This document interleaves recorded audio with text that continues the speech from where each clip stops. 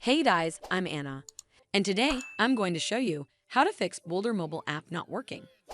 So first of all, you need to make sure you're running the latest version of the app. Open up App Store on your device, and then tap on this search icon in the bottom right corner.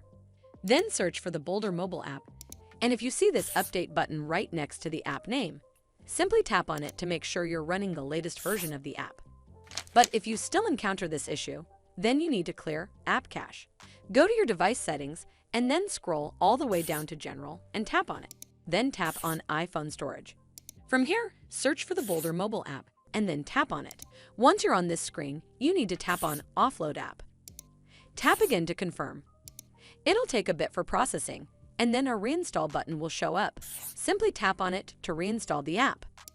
This should fix the issue, but if it doesn't, then you need to completely reinstall the app. Follow the on-screen instructions to navigate all the way to the app page. Once you're on this screen, tap on Delete App to uninstall the app from your device.